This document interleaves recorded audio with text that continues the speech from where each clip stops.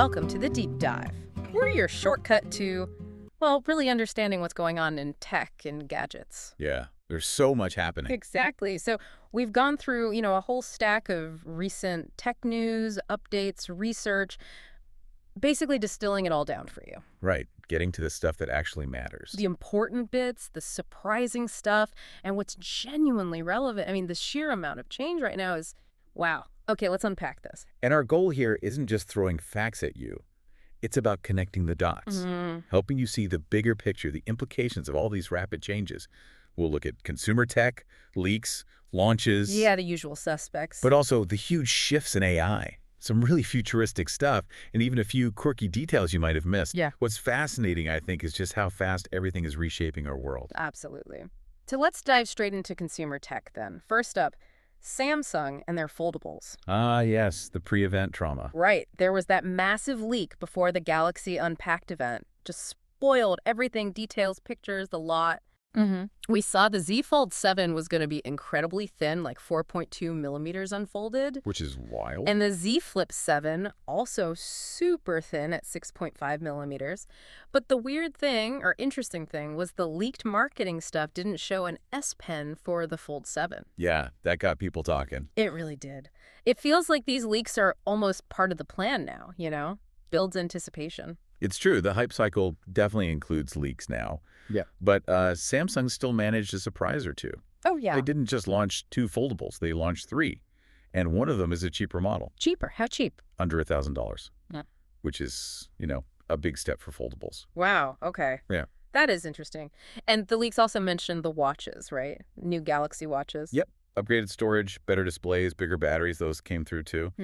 But the real insight here, I think, Go on. is Samsung is betting really aggressively. They think foldables aren't just niche luxury anymore. Do you think it's the next big thing? The next mainstream form factor. If they pull it off, it changes the whole smartphone game. Could make the old slab phone look dated pretty quickly. That's a huge bet. And it kind of ties into this broader trend, right? Powerful tech getting woven into everything. Exactly. Like AI. Which is now literally on our wrists. Yeah. Google is pushing Gemini, their AI, onto Wear OS 4 watches. So our watch is running Google's newer system. Yeah. And bringing things like Circle to search. You just circle something on your watch screen, and it searches it. Right there on your wrist. Convenient. And then you've got Perplexity. They just launched Comet, their own AI web browser. Positioning themselves against Google search. Clearly. Yeah. Though it's invite-only or for subscribers right now. Yeah. But if we connect these dots, what this shows is AI moving on to our devices. Not just in the cloud. Exactly. It's becoming an on-device thing, making gadgets smarter, search more intuitive. It's a big step towards AI just being everywhere, like a personal assistant that's always learning. Okay, so from personal devices to personal transport, this next one caught my eye. Waymo, the self-driving cars. Yeah. They've started offering teen accounts for 14 to 17-year-olds. Seriously? Yep. In Metro Phoenix, they can hail a robotaxi and ride alone. Wow. Okay. So what does that even mean for, city travel or, parents? Is it peace of mind or something else? Imagine your kid just hopping in a Waymo after school. It's fascinating. Normalizes autonomous driving for a whole generation. A generation that might never learn to drive. Precisely. The key insight isn't just convenience. It's this shift towards transport as a service, not ownership. That impacts everything. City planning, public transport, car makers, everything long-term. True. For parents, yeah, maybe it's convenient, maybe safer in some ways. Yeah. But like you said, what are the trade-offs? Less independence. Yeah. Less learning to navigate the world. Raises interesting questions, doesn't it? It really does. Makes you think. Speaking of big shifts, bit of executive musical chairs over at Apple. Ah, yes. Jeff Williams retiring. Yeah, the COO. Yeah. Huge figure, right? iPod, iPhone, Apple Watch development. He's leaving later this year. And Sabi Khan is stepping up. Senior VP of Operations. Right. Seems like a smooth transition, though. Well planned. Williams' legacy is massive, obviously, shaping their whole manufacturing and supply chain. Khan taking over suggests they're focused on keeping that operational machine running smoothly, which for Apple is crucial. Absolutely. Okay, let's shift gears again. The AI frontier. Because this is where it gets really interesting. Agreed. Lots happening here. Meta, They're pouring serious money, like $3.5 billion for just under 3%, maybe up to 5% eventually into EssilorLuxottica. They're Ray-Ban people. Exactly. It's all part of this big push for AI glasses. High fashion meets high tech. It's a bold move. It really signals this belief that the next big computing platform might be, well, right on our faces. Smart glasses that look good. Exactly. Yeah. Combine Meta's AI smarts with EssilorLuxottica's design and manufacturing muscle. It's a powerful play for augmented reality, for AI just being there.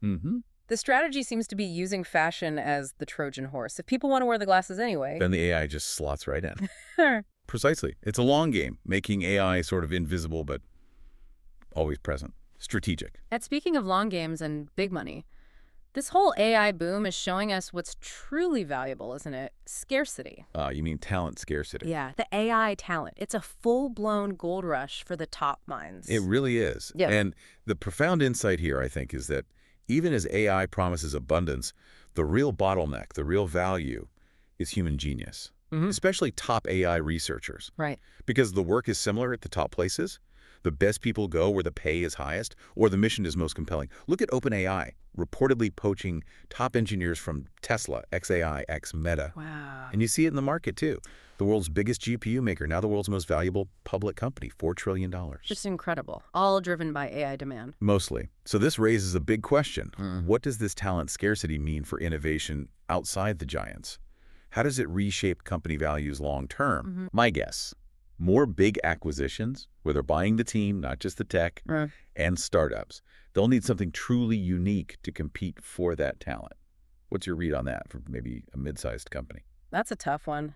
I think it forces them to get really specialized or maybe focus on cleverly using AI tools rather than trying to build foundational models themselves. Definitely shifts the landscape. For sure. But while there's this rush for talent, AI is also creating, well, new headaches, especially in software development. We're hearing from CTOs that AI-generated code, it often looks perfect. But breaks in production. Yeah. And this is crucial. It means the really valuable developers now aren't just code monkeys churning out AI stuff. No. They're the ones who can think their way out of the problems the AI creates. Critical thinking, problem solving, more valuable than ever. So why does it break? Often it's subtle stuff. The AI misses edge cases, doesn't grasp the full context of the system, or can't predict weird real-world uses. It lacks that deeper understanding. I see. And this need for, discernment, it goes beyond code. Look at YouTube. They're getting ready to crack down on inauthentic, mass-produced AI content trying to make money. Interesting. And Cloudflare is pushing Google for a way to block their content from showing up in AI overviews, those AI summaries in search, without hurting their actual search ranking. So managing the output is becoming as important as creating it. Fascinating. Definitely. So, okay, while the industry grapples with these practical challenges, the actual R&D on AI models keeps racing ahead. Oh, yeah. Nonstop. We're seeing really powerful open source models like the Olmo 2 family, their 32 billion parameter model. Apparently, it outperforms GPT 3.5 Turbo and even GPT 4o Mini on some tests. Which is impressive for open source. Shows how fast things are moving outside the big labs, too. And then there's infrastructure stuff like LangChain, an AI startup apparently close to being a unicorn worth $1 billion in just 3 years. Even though the big AI companies are kind of copying its core features, shows the value in building the tools around these models. Absolutely. And add to that, there's a startup called Zero Entropy, just raised over $4 million.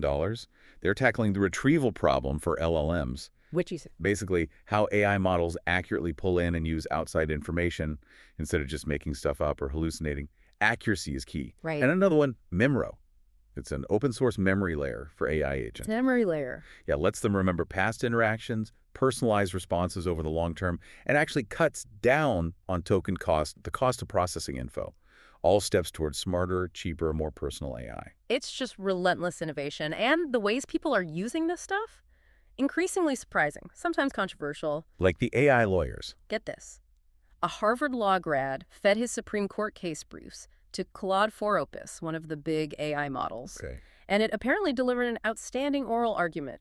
Better than his own thoughts, he said. Wow, that shows some serious reasoning capability. But then you get the other side. Like the psychedelic trip guides. Yeah, people reportedly using chatbots for that. As a cheap therapy alternative, experts are, rightly I think, skeptical. AI lacks that crucial emotional attunement. You need a human for that. Definitely. And then there's Grok, X's AI. They had to pull its automated account and tweak its instructions because it started generating anti-Semitic stuff. Oof, not good. No. It just highlights the ongoing struggle to control AI output and the absolute need for human oversight, especially when it's public-facing. So yeah, what does this all mean? AI doing legal arguments, guiding trips, sometimes going off the rails. It's a real Wild West, isn't it? It really is. It's touching everything. People using ChatGPT for conception advice, the AI baby thing. Heard about that. And big claims, too. Narada AI CEO thinks traditional software as a service, SaaS, is just going away, replaced by AI agents. Bold claim. And there's Head AI, calling itself a true AI marketer that can replace a whole team, plus this whole data divide, developing nations demanding big tech store data locally. That's a huge geopolitical shift, actually. Challenges the whole centralized data model. Countries are seeing data and the AI it fuels as strategic national assets now, not just corporate ones. Okay, shifting gears completely. Let's go. Futuristic. Space race 2.0. Orbital refueling. Yeah. China looks like they might have just done their first high-altitude orbital refueling. 2 satellites docked, became indistinguishable. That's a major capability leap. Yep. And it's not just about fuel. Right. It implies you can approach, grab, maybe even disable other satellites. It's highly strategic. The U.S. Space Force is working hard on this too, aiming to refuel a military satellite next year. It changes space logistics, space maintenance, and maybe space conflict too. Mind-blowing stuff. Back on Earth. Biology. CRISPR keeps getting better. The gene editing tool. Scientists at ETH Zurich have a new method. Uses the Cas12a enzyme.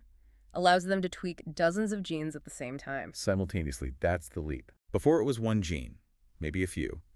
Now they can look at whole gene networks in one go. Much more efficient, much more precise. Opens doors to understanding really complex genetic interactions, maybe better gene therapies down the line. It's like getting a panoramic view instead of a snapshot. Incredible precision across so many different fields. Okay, something maybe a bit more down to earth, but foundational. Standardizing command lines. OpenCLI. Yeah, the specification to define a standard way for command line apps to work, regardless of platform or language. Sounds technical, I know. But it's potentially huge for developers and automation. How so? If command line tools are described in a standard way, computers, not just humans, can figure out how to use them without needing the source code or docs. I see. With things like the Model Context Protocol, MCP, getting attention, this kind of standardization could unlock much smarter automation across different systems. Smooth things out. Cool. Definitely one for the developers listening. And just a fun little detail to finish our tech tour. Okay. The Apple command key symbol, that little looped square.